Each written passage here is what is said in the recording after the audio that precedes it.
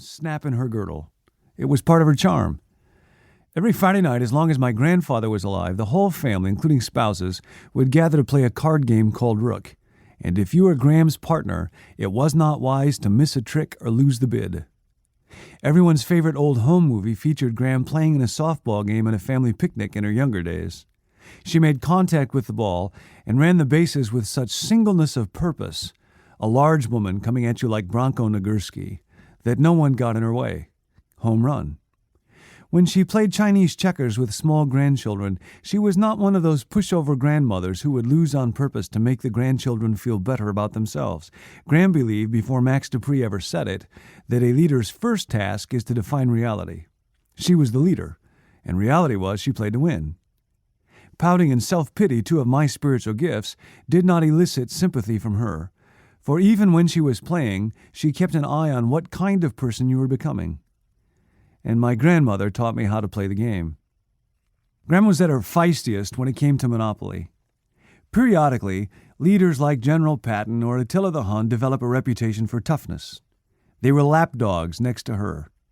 Imagine that Vince Lombardi had produced an offspring with Lady Macbeth, and you get some idea of the competitive streak that ran in my grandmother. She was a gentle and kind soul, but at the Monopoly table she would still take you to the cleaners. When I got the initial $1,500 from the banker to start the game, I always wanted to hang on to my money as long as possible. You never know what chance card might turn up next. The board is a risky place. I am half Swedish on my father's side, and Swedes are not high rollers. But my grandmother knew how to play the game.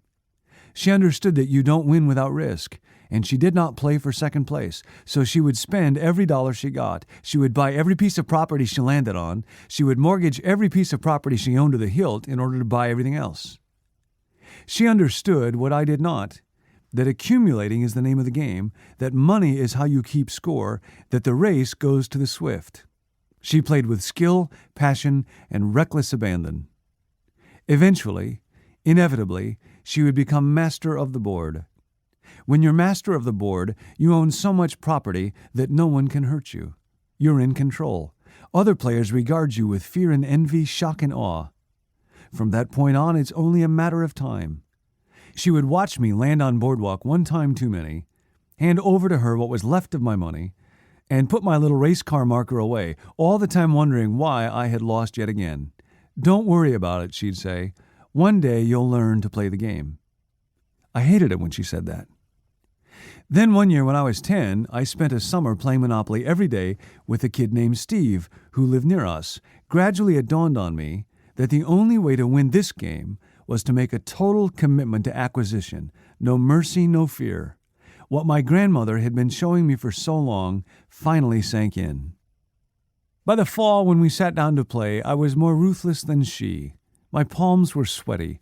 I would play without caution or softness. I was ready to bend the rules if I had to. Slowly, cunningly, I exposed the soft underbelly of my grandmother's vulnerability. Relentlessly, inexorably, I drove her off the board. The game does strange things to you. I can still remember it happened at Marvin Gardens. I looked at my grandmother. This was the woman who had taught me how to play. She was an old lady by now, a widow. She had raised my mother. She loved my mother as she loved me. I took everything she had. I destroyed her financially and psychologically. I watched her give up her last dollar and quit in utter defeat. It was the greatest moment of my life. I had won. I was cleverer and stronger and more ruthless than anyone at the table. I was master of the board. But then my grandmother had one more thing to teach me. The great lesson comes at the end of the game. And here it is. In the words of James Dobson, who described this lesson from Monopoly and playing with his family many years ago, "Now it all goes back in the box." All those houses and hotels, all that property, Boardwalk and Park Place, the railroads and the utility companies, all those thousands of dollars, when the game is over, it all goes back in the box. I didn't want it to go back in the box. I wanted to leave it out as a perpetual memorial to my skill at playing the game, to bronze it perhaps so others could admire my tenacity and success. I wanted the sense of power that goes with being master of the board to last forever.